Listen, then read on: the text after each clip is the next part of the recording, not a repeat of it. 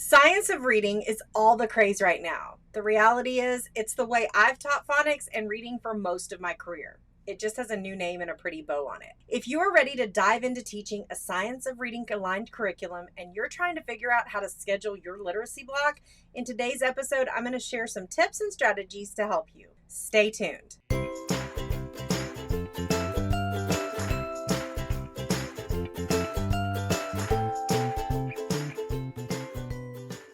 What's kicking, educational rock stars? Welcome back to another episode of Teaching Made Easy. I'm Farah, the Center Fairy, your ultimate source into the wonderful world of simple classroom systems that actually work so that you can finally get back to what you love, teaching. If this is your first time joining me here on the channel, be sure you hit that like and that subscribe button and click that bell so that you get notified when I go live or upload a new video here on the channel. A daily science of reading schedule can vary based on the age and needs of your students. Most teachers will have a 90-minute ELA block, and that's what I had most of the time. So that's what we're going to focus on during this episode. If you have more, great. If you have less, then just adjust the times I share as needed. It's important to note that there can be a lot of flexibility in schedules, and just because you see one online from another teacher doesn't mean that it will fit yours perfectly. Every teacher is different and has different class sizes, and every school has different schedules. First, we need to acknowledge that there are a few components a science of reading curriculum will focus on. As long as you're including these components of science of reading, you should be good. Remember, give yourself some time to get this new mindset solid. Just make sure that you set your literacy block up to include these big components. The components you're going to want to include are things such as phonemic awareness, phonics, fluency, vocabulary, and comprehension. Before you begin, you're going to want to know where the learning gaps are and have your students grouped. You can check out the episode on how I group my students from last week for some tips and strategies. If you're teaching students that are struggling with skills like rhyming, compound words, segmenting, blending, substitution, or phoneme deletion, then you're going to want to spend time going over phonological and phonemic awareness. This can be a quick mini lesson at the beginning of your block and can be done whole group. I typically would do a simple 7 to 10 minute activity with my students to warm up for my literacy block. I love to use some of the activities found in our center bundles, and I would use the digital versions and project them up on the board for my class. Phonics are important, and equally important is that they are taught explicitly and systematically. It would be nice if your curriculum is already aligned to science of reading. This portion of your block should be teacher-led, and I would do it whole group.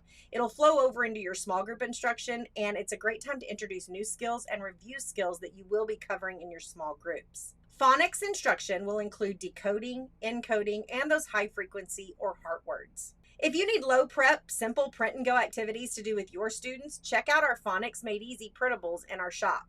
I'll leave the links in the description. It's important to remember that the reading abilities in your class will play a huge role in how the comprehension part of your block is implemented. If you have emergent readers, then you're going to want to focus on read alouds and oral comprehension checks. For your independent or fluent readers, you could use this time to focus on close reading activities, like the ones found in our differentiated close reading bundle for 2nd through 4th grade. We even have a bundle for our fluent 1st grade students. I would use this block to take one passage and use it for the entire week, then focus on an aspect each day during this time. For example, on Monday, I might focus on print concepts and text features. If this is something your students need help with, take the time to point out the different text features like pictures, charts, underlined words, and other concepts of print. This will be based on the age and ability of your students. Now on Tuesday, I would like to take this day to introduce any vocabulary that my students might not have been exposed to. This should be explicit, and it helps your students when they come across these words in the passages. On Wednesday, this is when I like to focus on reading the passage. This can be done whole group or independently. Again, you know your students best. Now it's time to focus on the specific comprehension skill, and Thursday is a great day for this. Our bundles include several different activities that can help you focus on these skills, like text evidence, graphic organizers, and differentiated comprehension questions. Now on Friday, I like to use this time to review the passage, the skills, the vocabulary, and dig deeper into the text. You can even let your students go back to the passage and implement another comprehension strategy that you might have taught before. This block is perfect for including nonfiction passages to increase the background knowledge and expand the vocabulary of your students. Now, checking your students' fluency requires feedback from you. You need to remind your students constantly that reading should sound like talking. For younger students or students who are struggling with fluency, this part of the block might include things like modeling, choral readings, or other forms of listening to your students read aloud. Now, you might be asking yourself, okay, how do I fit all of this in and teach in small groups and use literacy centers? The best part of this is that literacy centers are a great way to meet all of the components. Breaking your 90-minute block into small group instruction requires you to be very intentional with your time.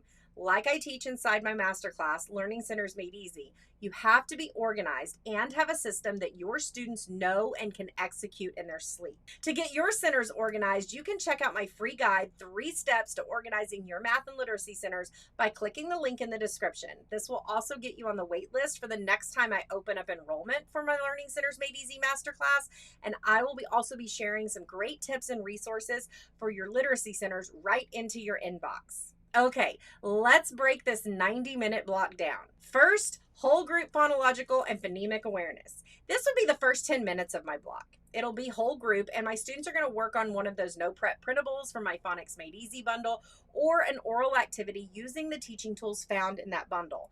I might even use one of the digital versions of my literacy centers projected up on the board. Second, comprehension skill instruction.